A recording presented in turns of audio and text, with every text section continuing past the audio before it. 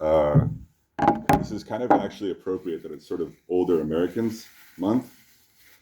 My parents are getting older, and I think a lot of people in Bellaire's parents are getting older. And I think our whole society has been under a lot of stress the last few years. And as families, we should be able to look out for each other, like our family members, and be able to like sort of speak to them and intervene when things get complicated. That proves difficult when the police are doing things to instigate or provoke members of your family. What do I mean by this? Also, there's potentially a healthcare fraud situation that Bellaire is feeding into, which is very serious. It's called Houston Behavioral Healthcare Hospital. November, trying to think when exactly this happened to my sister, but about a little over a year ago, my sister had an event where she wasn't feeling well, and my parents didn't know how to cope with it, and my father called Bellaire police. Okay, I understand that this is a complicated situation, but it was exacerbated by, I think, a lack of policies and a lack of sort of like oversight. So basically she had taken these meds during COVID that kind of screwed her head up, right? And this is something that I think a lot of people can relate to, because I think like 30% of the nation is on something. You know what I'm saying? And this is going to have effects for older people as they get older.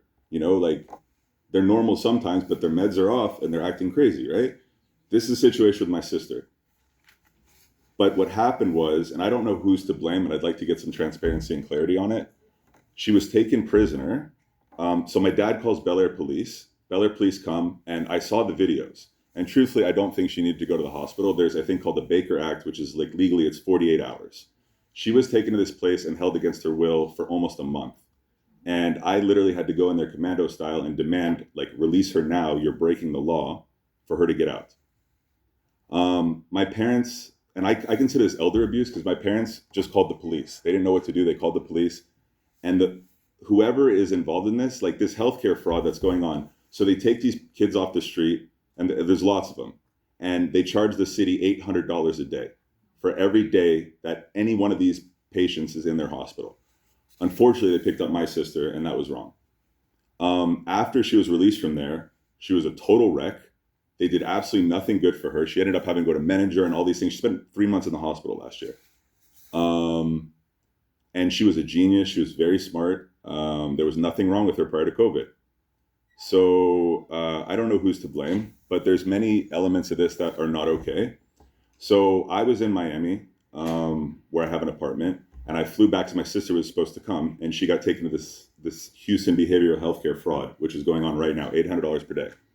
And I go to speak to my parents. I'm like, what's going on? You're like, whatever. And they can't deal. So they call the police again, like whatever. And I don't know if the police were trying to cover up for someone, but there's a lot of new people here. And I grew up here. I was a little kid in Bellaire. My mom went to Bellaire High School. She grew up in Meyerland. The police.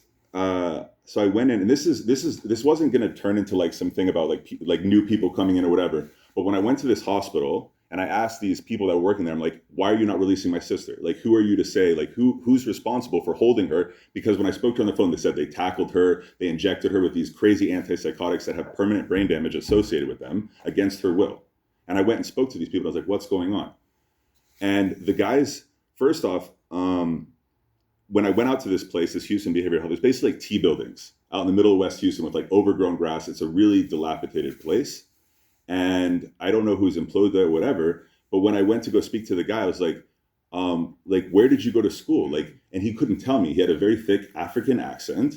And excuse me, I said, where did you go to school? And he's like, New York, New York. I'm like, that's not a school. And the same sort of thing happened when I went to go talk to the police after saying, like, my parents were like, Jason, go, we're going to call the police because they can't deal. And I'm like, Mom, we need to talk about this. You can't, Michelle is in danger. And so I go to try and talk to the police, and there's this young Hispanic gentleman with a bit of an accent that I detected, and he was being very rude to me. And I'm like, I asked him, I was like, who are you to speak to me like this? I'm a lifetime Bellaire resident. And I'm like, where are you from? And he's like, he couldn't give me a straight answer. His answer was weird. And I'm saying, if you have people working in the police who I don't care where anyone's from, all my grandparents are immigrants to this country, okay? I have no problem with immigrants, but you have to know who's working amongst you. And if these people are walking around with a badge and a gun and telling me I can't go deal with my parents who are getting elderly or deal with my sister who's been injured by some healthcare fraud, that's a problem. I spoke to this gentleman here, Onisimo Lopez. He knows about this whole situation, but I think he's responsible for retaliating against my whole family. After I spoke to him, my father was arrested for a possession of a small amount of marijuana charge that happened I think 10 years ago. And it was my sister driving, and they both got stopped together by the Border Patrol coming back from LA. And for some reason, they picked my dad up off the street and arrested him. A few months ago, me and my sister were arrested going to my parents' house. The same sort of thing.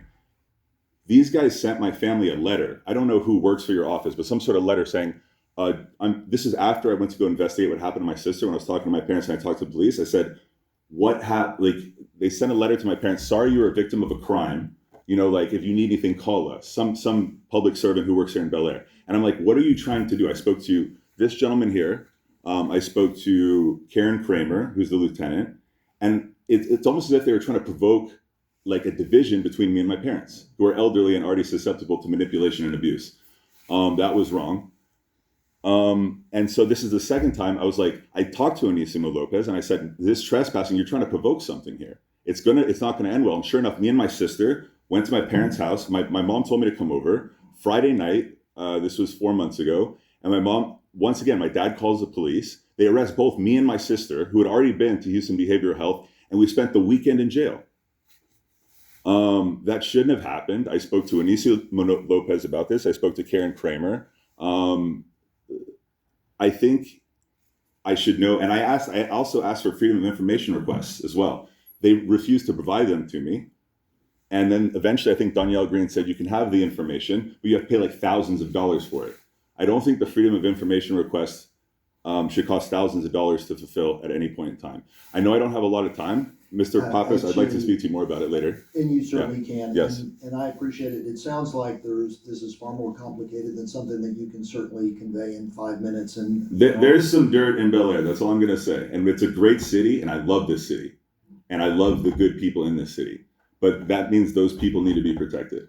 And if there's some dirt in here, we got to find it and get rid of it. That's all I want to say. Thank you for your time. Thank you.